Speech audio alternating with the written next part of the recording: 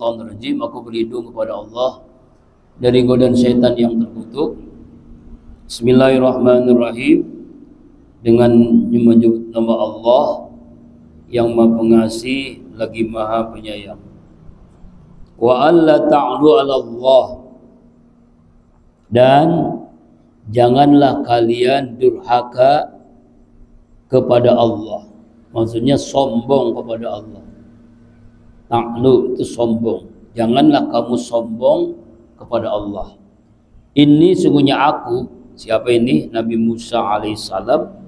Atikum, datang kepada kalian semua, bisultani mubin, dengan sultan. Sultan di sini adalah mukjizat, dengan mukjizat yang jelas. Jadi Allah menjelaskan tentang, melanjutkan ayat sebelumnya, kisah Nabi Musa dan Fir'aun. Ya. Jadi Nabi Musa ini adalah di ayat sebelumnya seorang rasul yang amin, seorang rasul yang amanah, yang dipercaya, menyampaikan semua wahyu dari Allah dalam kitab Taurat. Nabi Musa alaihissalam berdakwah. Di antara dakwahnya, beliau mengatakan kepada Fir'aun dan orang-orang Bani Israel, wa alla ta'lu 'ala Allah, jangan kalian sombong kepada Allah, jangan kalian angkuh. Maksud angkuh sombong ini tidak taat kepada Allah, tidak mengikuti petunjuk kitab Taurat. Ya, dalam surah Al-Mu'min ayat 60, ayat ini dijelaskan dalam surah Al-Mu'min ayat 60.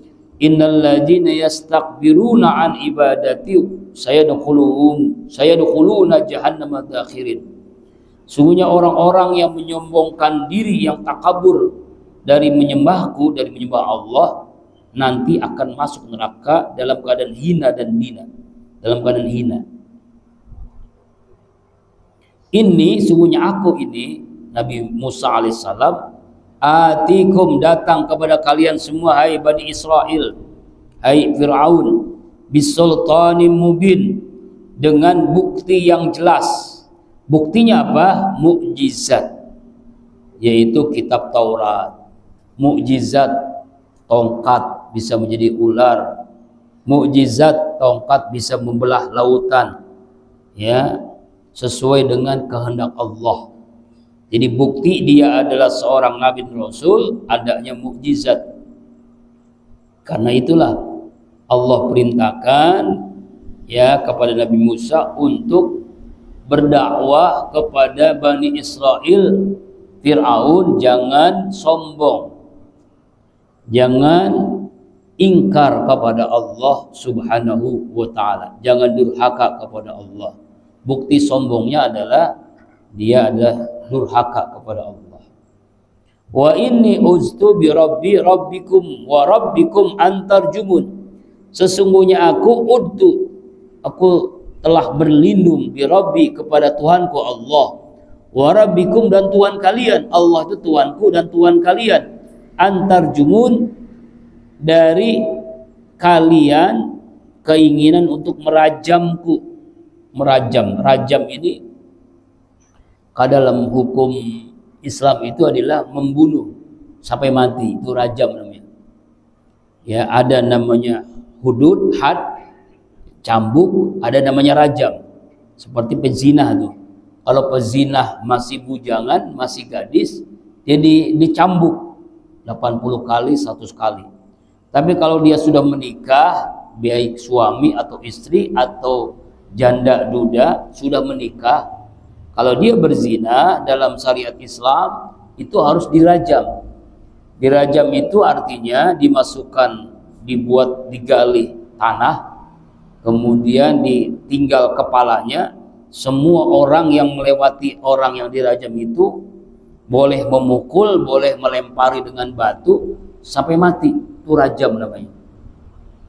Jadi Nabi Musa alaihissalam berlindung kepada Allah,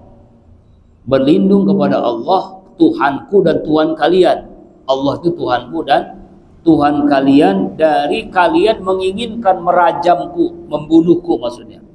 Merajamku atau membunuhku dengan perbuatan Fir'aun.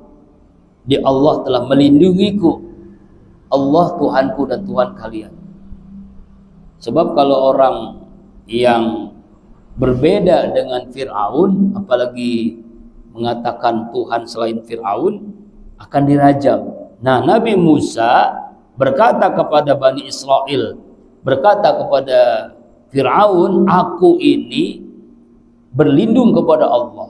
Ustu bi Rabbi, Tuhanku, Tuhan kalian Allah itu.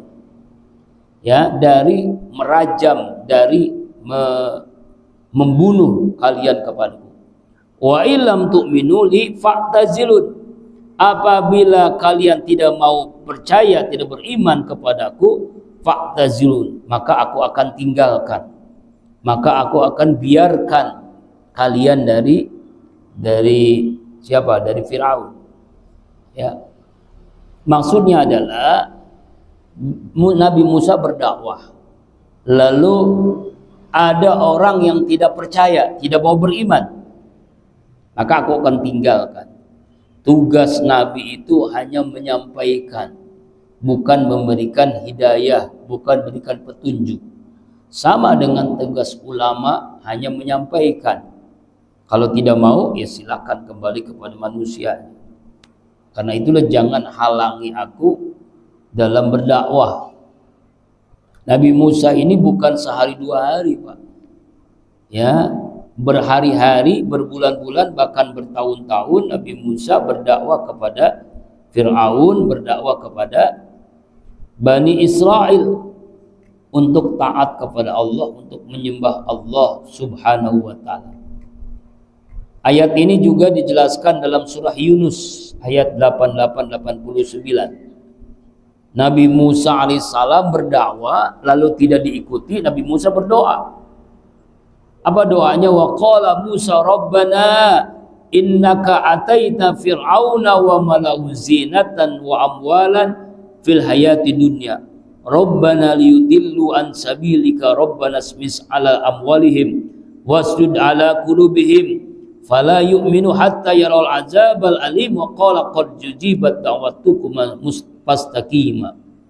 Nabi Musa berdoa, ya Allah, ya Tuhanku, sungguhnya engkau telah memberi kepada Fir'aun dan para pimpinan-pimpinan, pembesar-pembesar Fir'aun, kaumnya dengan perhiasan, dengan harta, dengan kehidupan dunia yang megah. Ya Allah, ya Rabb, Tuhan kami, akibatnya mereka menyesatkan dari engkau, ya Allah. Fir'aun menyesatkan Bani Israel. Ya Tuhan kami, binasakanlah harta mereka, kunci matilah hati mereka. Karena sudah dakwah nggak diterima, makanya Nabi Musa berdoa sampai begitu. Binasakan hartanya, kunci mati hatinya.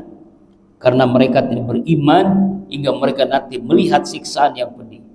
Maka Allah berfirman, qad ujibat da'watuka ma fastaqima. Sungguh telah diperdengarkan doamu, sebab itu tetaplah kamu dalam dakwah, dalam jalan yang lurus. Ayat yang ke-22. Fada'a rabbahu. Nabi Musa berdoa, anna haulai qaum mujrimun, bahwasanya mereka adalah kaum yang mujrimun, kaum yang bangkawara, kaum yang pendosa. Ya, saking besar dosanya Fir'aun itu ngaku sebagai Tuhan. Ini kan dosa yang luar biasa. Sombong, takabur, zalim, membunuh orang yang tidak mau taat kepada dia. Ya, bahkan ya seluruh wanita-wanita yang melahirkan laki-laki itu bayinya dibunuh, saking kejamnya itu Fir'aun. Ya, karena itulah Allah Subhanahu wa ta'ala memerintahkan kepada Nabi Musa untuk hijrah, untuk pergi dari Mesir, ya, pergi dari kekuasaan Fir'aun ke tempat yang lebih aman, dan juga kaumnya Bani Israel yang mau taat kepada Nabi Musa alaihissalam. Setelah Nabi Musa berdoa, fa'asri bi'ibadi lailan innakum muttabaun. Allah berfirman, janganlah kalian hamba aku, yaitu Nabi Musa dan umatnya Nabi Musa, lailan pada waktu malam. Innakum muttabaun. Sungguh kalian adalah orang-orang yang akan diikuti oleh Firaun. Ya. Jadi Nabi Musa, Allah Subhanahu wa taala memerintahkan kepada Nabi Musa dan umatnya Bani Israel untuk hijrah. Hijrahnya jangan siang, tapi malam hari. Ketika Firaun bala tentaranya asik dengan tidurnya, dengan maksiatnya, Nabi Musa dan umatnya ini hijrah ke tempat yang lebih aman. Ya, walaqad auhayna ila Musa an asri bi ibadi fadrib lahum tariqan fil bari yasaba la takhafu darakan wala tahsa. Sungguhnya Allah telah mewahyukan kepada Nabi Musa, pergilah kamu hai Musa dengan hamba-hambaku Bani Israel yang taat kepada Allah di malam hari. Buatlah mereka jalan yang kering. Kamu tidak usah khawatir, enggak usah takut, ya, tidak akan tenggelam. Itu Allah Subhanahu wa taala memerintahkan tongkatnya Nabi Musa, Laut Merah itu dipukul, terbelah menjadi dua, ya. Kemudian Nabi Musa dan umatnya itu masuk ke tempat yang kering, tanah yang kering, karena itulah mukjizat yang Allah berikan. Dan ini hanya sekali, Pak. Jadi nggak berkali-kali. Mukjizat itu hanya sekali. Ya, hebat karena Allah yang berkuasa, yang berkehendak. Sangat mudah bagi Allah. Ya kan? Itu lautan terbelah dua, Nabi Musa dan umatnya itu melewati lautan. Watrukil bahra rahwan innahum jundum muqrabun. Biarkanlah, tinggalkanlah laut setelah dilewati dalam keadaan terbelah, dilewati setelah terbelah. Ya, innahum, sungguhnya mereka. Siapa ini? Fir'aun dan bala tentaranya, jundum mukrokun, tentara yang akan ditenggelamkan oleh Allah. Artinya adalah ketika Nabi Musa dan umatnya Bani Israel melewati Laut Merah, kemudian siangnya kaget Fir'aun dan pembesar-pembesarnya, dia meninggalkan istananya, membawa semua peralatan perang untuk membunuh Nabi Musa dan Bani Israel. Nah, dia melihat laut terbelah dua ini Fir'aun ketika pengejaran itu. Lalu apa yang terjadi? Fir'aun dan bala tentaranya masuk ke lautan itu. Kemudian setelah sampai Nabi Musa ke tempat daratan, Allah perintahkan untuk memukul lautan, kemudian lautan menyatu kembali. Akhirnya Fir'aun dan bala tentaranya tenggelam. Kenapa? Karena udah di tengah, nggak bisa kemana-mana. Balik lagi lautan, ke depan juga lautan. Kan dikejar nih. Nah, ketika pengejaran itu Fir'aun dan bala tentaranya, ya, akhirnya laut itu menyatu kembali dan tenggelamlah semuanya, mati dalam keadaan kafir, ya, dalam keadaan kafir. Jadi artinya adalah ini bukan kisah fiktif, ya, bukan cerita dongeng, tapi kisah nyata yang terjadi dan Allah abadikan ini dalam Al-Quran. Jadi kisah nyata yang terjadi. Seandainya Allah tidak turunkan ayat ini, Nabi kita Muhammad SAW dan kita semua nggak tahu bener nggak itu kejadian nyata. Nah, setelah diabadikan dalam Al-Quran, kejadian itu nyata terjadi. Jadi semua Fir'aun dan bala tentaranya mati dalam keadaan kafir. Kam taraku min jannatin wa uyunin wa zururin. Berapa banyak mereka meninggalkan taman-taman, mata-mata air yang bagus, wa zururin, kebun-kebun, wa maqamin, kediaman, tempat-tempat tinggal istana, karimin yang mulia, yang indah, wa na'matin, dan kesenangan hidup, kanu mereka fiha, di dalamnya, fakihin, orang-orang menikmatinya. Jadi semua bala tentaranya termasuk pembesarnya Fir'aun itu kan meninggalkan istananya, meninggalkan emas, hartanya, kebunnya, sungainya, semua kenikmatan-kenikmatan dunia ditinggalkan. Akhirnya dia mati semua, yang ditinggalkan nggak dibawa, Pak. Inilah ya sesuatu yang benar-benar nyata kejadian, karena Allah abadikan dalam Al-Quran ya. Jadi di dalam tafsir Ibnu Katsir dijelaskan ya, sungai-sungai yang penuh dengan kenikmatan itu sungai Nil, kemudian bendungan-bendungan, harta-harta yang megah, emas-emas berlian, semuanya ditinggalkan. Kazalika, demikianlah, wa aurasnaha qauman akharin, kami telah mewariskan kepada kaum yang lain. Artinya setelah semuanya mati, ya kan, itu semuanya diwariskan kepada kaum yang lain. Kaum apa? Kaum Bani Israel tentunya.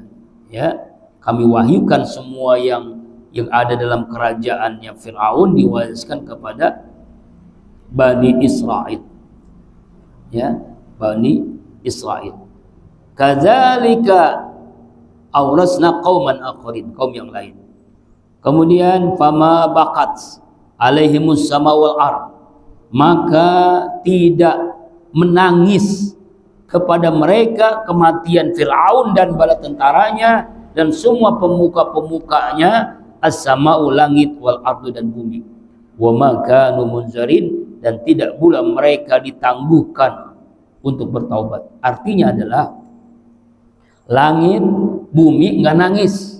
Jadi intinya dalam hadis ini, dalam ayat ini, semua orang kafir kalau mati nih, misalnya sekarang kan Israel tuh yang dibom oleh Iran, kan banyak yang mati tuh, nggak ada yang nangis langit dan bumi, malah orang-orang pada senang, hancur semuanya sekalian ya. Iya, jadi kalau orang kafir mati karena kekafiran, kesombongannya, karena keangkuhannya, dia tidak pernah menyembah Allah, pama bakat, tidak nangis, tidak bersedih, tidak berduka, itu langit dan bumi. Ayat ini juga dijelaskan oleh Rasulullah Shallallahu Alaihi Wasallam. Ma min abdin ila walau bis sama ma babani fi jamata faqadahu wa baqa alaihi wa tala hajil ayah. Nah, kan? Jadi dari Anas bin Malik radhiyallahu anhu, dari Nabi Shallallahu Alaihi Wasallam bersabda, dia seorang hamba pun melainkan punya dua buah pintu di langit, pintu turun rezeki dan pintu untuk masuknya amal dan ucapannya. Apabila seorang hamba meninggal dunia, maka kedua pintu langit itu kehilangan dan menangisi kepergiannya. Jadi kalau orang beriman, kebalikannya orang kafir, meninggal dunia, seperti belum lama ini Ustadz Yahya Waloni kan, khutbah Jumat, khutbah yang kedua, duduk, beliau meninggal dunia itu dalam keadaan duduk, bagus banget kan meninggal itu langit bumi menangis karena kepergian orang yang soleh, orang yang berdakwah, orang yang beribadah. Itu langit bumi nangis tuh karena kehilangan.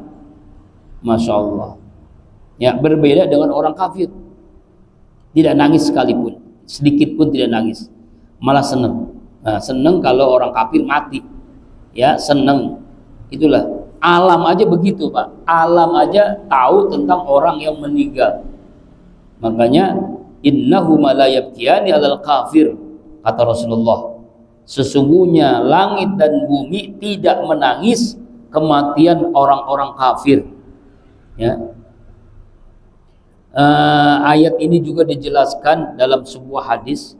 Pernah ada seorang laki-laki bertanya kepada sahabat Ali radhiyallahu anhu, apakah langit dan bumi menangis seorang? Maka Ali menjawab, sesungguhnya engkau menanyakan pada suatu hal yang belum pernah ditanyakan oleh seorang pun sebelummu. Sungguhnya seorang hamba pun melainkan punya tempat sholat dan bumi dan tempat naik amalnya di langit. Dan sungguhnya Fir'aun dan kaumnya tidak punya satu amalan soleh sedikit pun di bumi, dan tidak pula mereka memiliki satu amalan yang dinaikkan ke langit. Maka Ali radhiyallahu anhu membaca ayat ini, "Fama bakat alaihimus samawal ar wa ma kanu munzirin." Ya tuh, jadi artinya orang kafir kalau mati tidak ada ditangisi oleh langit dan bumi. Makanya seringkali kalau orang soleh itu ya, ulama yang meninggal biasanya Pak itu mendung. Ini berapa kejadian seperti Habib Munzir meninggal dunia, ketika mau dimakamkan itu mendung gitu langit. Almarhum Ustadz Arifin juga begitu mendung. Itu pertanda alam ini mengikuti ya, nangis itu pertanda itu langit nangis. Mendung. Coba dah kalau orang-orang soleh ulama meninggal dunia itu biasanya umumnya, tapi ada juga yang enggak, itu langit, di atas langit itu awan mendung, padahal musim kemarau. Itu sering begitu Pak, dan saya menyaksikan berapa kali begitu. Seperti almarhum Ustadz Nata itu yang meninggal, itu juga begitu tuh, ketika mau dikuburkan, dimakamkan, setelah dimandikan, kita itu ustadz-ustadz itu disuruh mandiin bareng-bareng para ustadz, dipanggil satu-satu. Termasuk saya ikut mandiin almarhum Ustadz Nata. Itu tuh langit tuh bendung gitu, masya Allah. Itulah. Jadi langit menangis, bumi menangis ketika orang soleh, ahli ibadah, ahli dakwah meninggal dunia Pak. Ya. Tetapi ketika orang kafir meninggal, langit bumi nggak ada yang menangis. Nauzubillah. Sumbanu. Kenapa? Karena ketika kita berdoa mengangkat tangan itu kan diangkat amal kita ke langit. Kemudian bumi kan tempat kita sujud. Nah, ketika orang soleh, orang alim, ya ulama yang berdakwah meninggal dunia, menangis dia, langit bumi menangis. Kebalikannya, orang kafir itu tidak menangis langit dan bumi. Ya, jadi kata dalam hadis Rasulullah, pertanda langit menangis ialah kelihatan memerah bagaikan bunga mawar seperti kilatan minyak. Ya, seperti Nabi Yahya meninggal dunia, itu langit tampak memerah dan meneteskan darah sampai begitu Pak. Langit sampai meneteskan darah, merah langit itu. Ya, ketika Husain cucu Rasulullah meninggal dunia, dibunuh oleh orang Khawarij, langit juga tampak memerah sampai begitu, saking menangisnya. Bahkan ketika Husain meninggal dunia, langit memerah selama 4 bulan. Langit itu bila itu tampak menangis itu seperti itu, memerah. Ya, itu makanya orang-orang Syiah itu ketika di tanggal Asyura 10 Muharram itu nanti 10 Muharram dia mengadakan ritual menyiksa diri Pak. Jadi bukan Islam ya, saya itu bukan Islam. Sampai ada yang cuma begini doang masih mending. Maka ini ya, pakai pecut, bahkan ada yang pakai pedang, sampai maaf nih belakangnya ini terbelah 2, dibawa oleh sengaja gitu, dan dia seneng gitu, kepalanya dipecah-pecahin. Astagfirullahaladzim. Kalau coba lihat di YouTube Pak ya, Asyura kaum Syiah, coba lihat ya. Itu ngeri banget ya. Ya iya, dia mengikuti kelakuan apa yang dilakukan kepada cucunya Rasulullah, Husain gitu, Hasan Husain itu kan. Maka dia melakukan itu sebagai tindakan yang aneh sebenarnya. Ya itu ya. Bismillahirrahmanirrahim. Ya, sebentar lagi ya 10 Muharram ya, Asyura. Di Iran tuh. Tapi anehnya yang menyerang Israel Iran, ya kan ya. Hebatnya tuh. Orang Syiah kan begitu kelakuannya. Tapi yang menyerang Israel Iran, bukannya orang Arab, bukan Lebanon, bukan Suriah, bukan Timur Tengah gitu. Allah Akbar. Nah, ini Allah Akbar.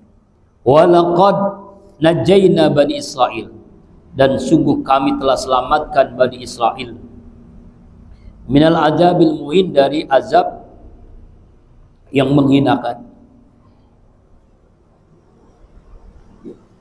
dari siksaan yang menghinakan, min Fir'aun, dari Fir'aun, innahu kana 'aliyan minal musrifin, Ya, sesungguhnya Fir'aun itu ada seorang yang sangat sombong, minal musrifin, termasuk orang-orang yang melampaui batas dalam kesombongannya. Di dalam ayat ini Bani Israel mengikuti Nabi Musa alaihissalam sampai ke daratan dengan selamat, dengan sehat. Ya, itu artinya Allah selamatkan Bani Israel dari siksaan Fir'aun. Karena semua kaum Bani Israel itu dijadikan budak, Pak. Budaknya Fir'aun. Ya, budak-budak tanpa dapat gaji, kerja 24 jam, nggak dikasih makan, nggak dikasih minum, hanya sekedarnya, ya, tidak dapat gaji, sampai banyak yang mati, diberikan siksaan. Nah, itulah.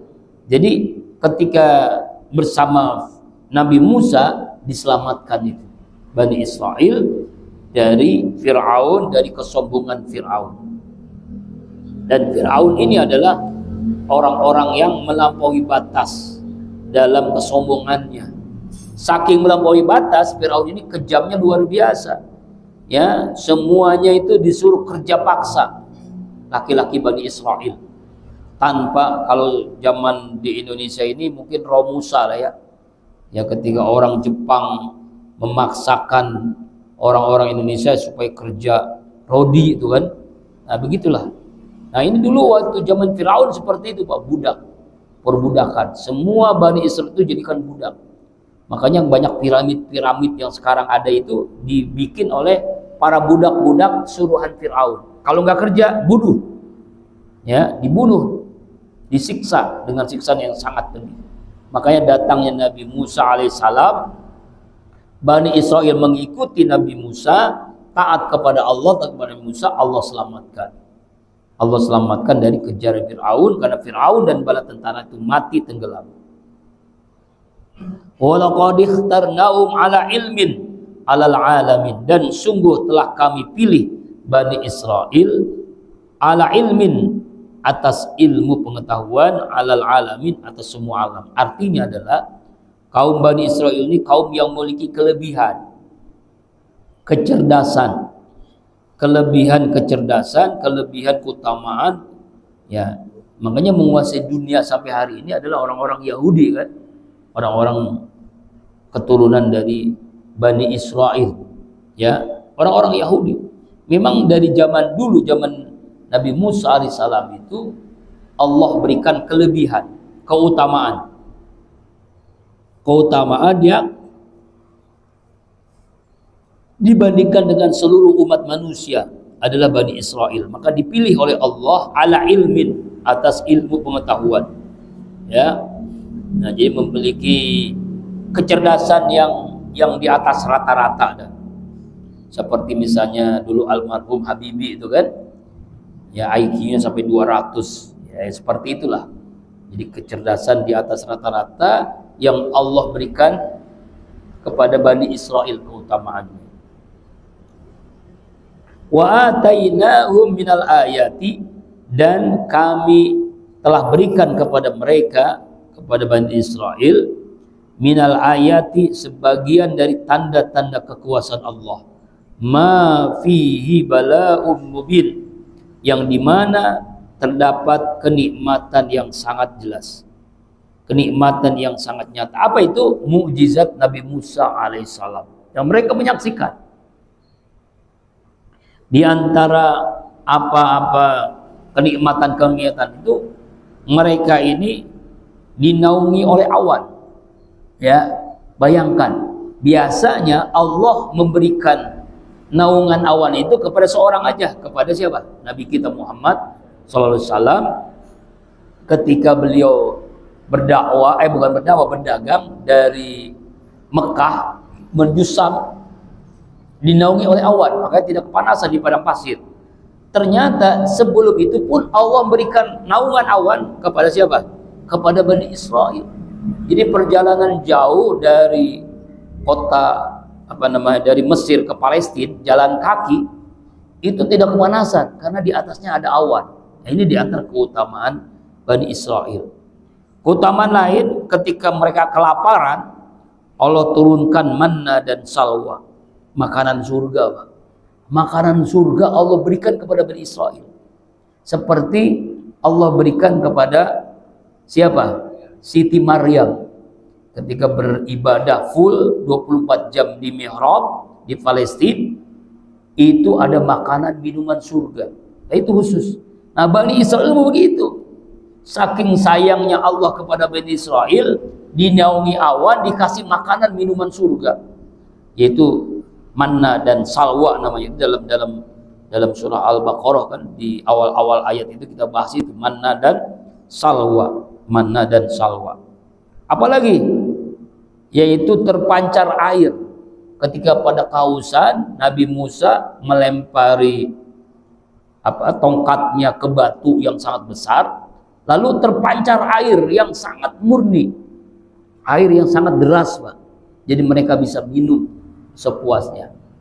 Ya, mereka bisa minum sepuasnya sesuai dengan jumlah suku. Ada 12 suku Bani Israel waktu itu. Bukan hanya itu lautan terbelah dua. Lalu Allah karuniakan kepada Bani Israel, yaitu Nabi Musa, yang mendapatkan kitab Taurat yang jadi pedoman hidupnya Bani Israel. Nah, kalau kita lihat orang-orang Yahudi kan sampai hari ini juga membaca kitab Taurat, Pak. Tapi Tauratnya sudah campur aduk tangan manusia. Jadi tidak ada mukjizat lagi. Sudah banyak campur aduknya. Ada yang dikurangi ayatnya, ada yang ditambah, ada yang dirubah totalitas. Itulah kitab Taurat. Sama dengan Injil juga begitu. Jadi hanya Al-Quran saja yang dijaga oleh Allah. Inna nahnu nazzalna zikra wa inna lahu lahafizun. Sungguhnya kami turunkan Al-Quran dan kamilah Allah lah yang menjaganya. Kemudian ayat 34. Inna haula'i la yaqulun. Sesungguhnya mereka, siapa ini mereka? Bani Israel ini berkata. Apa kata-kataan mereka? In hiya illa mautatal ula wa manan mansyarid. Ya. Ini mereka ini tidaklah kematian kecuali kematian kami yang pertama aja di dunia. Wa ma nahnu bimunsyarid, dan tidaklah kami ini orang-orang yang dibangkitkan setelah kematian. Ini ucapan-ucapan orang-orang kafir nih, Pak, ya. Orang-orang kafir termasuk orang Bani Israel juga, dan orang-orang kafir Mekah. Dia tidak percaya tentang hari kebangkitan. Kenapa dalam hadis Rasulullah SAW sampai diulang berkali-kali? Man kana yu'minu billahi wal yaumil akhir. Ya kan? Man kana yu'minu billahi wal yaumil akhir falyukrim dhaifa falyakul khairan aw liyasmut. Itu kan ucapan diulang-ulang Rasulullah karena ada orang kafir Mekah beriman kepada Allah tapi tidak percaya beriman kepada akhir, tidak percaya kebangkitan, tidak percaya hari kiamat. Kalau mati, mati saja.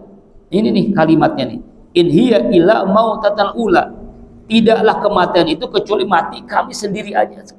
Sekali aja di dunia. Kalau mati, mati aja. Jadi tidak ada kehidupan lagi setelah mati. Tidak ada itu hari kebangkitan.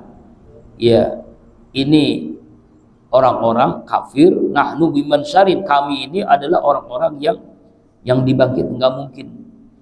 Jadi mereka itu hanya percaya kalau mati sudah selesai. Kalau mati sudah selesai. Sampai saking pengen benar-benar percaya. Coba, hai Muhammad, ini orang kafir Mekah nih ucapannya nih. Ini bukan orang Bani Israel ya, orang kafir Mekah. Kalau benar-benar ada hari kebangkitan, fa'tu bi abaina in kuntum shadiqin. Datangkanlah kakek-kakek, nenek-nenek kami, naya ya, bapak, orang tua, nenek kami, kakek kami, leluhur kami lah, ya, yang sudah mati itu dibangkitkan. In kuntum shadiqin, jika engkau adalah orang yang benar. Ini alasan-alasan yang sangat orang-orang kafir itu begitu. Jadi sampai seperti itu. Jika benar kalau orang mati hidup lagi, datangkan kepada kami kakek kami, nenek kami, leluhur kami, lalu mereka hidup lagi. Nah, kalau itu terjadi, maka kami percaya ada hari kebangkitan. Ini kan alasan yang batil. Ya, padahal dia tahu. Ya, inilah ucapan-ucapan yang berasal dari iblis, dari syaitan ya Pak ya. Intinya adalah mereka tidak percaya dengan kebangkitan. Ahum khairun am hum qaumun tubba. Apakah mereka ini lebih baik? Siapa ini? Bukan Bani Israil ya, ini kaum Mekah nih. Orang kaum musyrikin Mekah, orang yang penyembah patung. Am qaumun tubba, ataukah kaum Tuba? Tuba ini adalah ada sebuah raja di Yaman namanya Tuba. Ya. Walladzina min qablihim, dan orang-orang yang datang sebelum mereka. Ahlaknahum, kami telah binasakan mereka. Innahum kanu mujrimin, sungguhnya mereka ini adalah kaum yang mujrimin, kaum pendosa. Jadi artinya adalah Allah mencontohkan dalam ayat ini bagaimana orang-orang kafir yang tidak percaya dengan hari kiamat, tidak percaya dengan hari kebangkitan, dihancurkan oleh Allah, diajab oleh Allah. Contohnya adalah kaum Tubbah. Kaum Tubbah ini sama dengan kaum Saba. Ya, mereka ini dihancurkan oleh Allah Subhanahu wa taala. Jadi Tubbah ini adalah julukan bagi raja Yaman. Kalau di Mesir namanya Fir'aun, ya.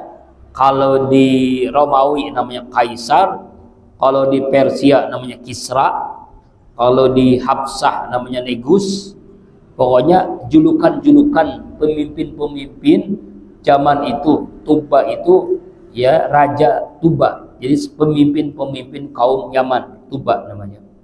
Ini dia nggak percaya kepada hari kebangkitan, makanya Allah hancurkan. Allah hancurkan ya dengan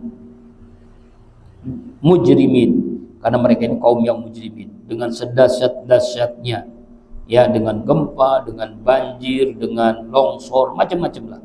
Artinya kaum-kaum yang tidak percaya dengan hari kebangkitan. Ya, ini diceritakan.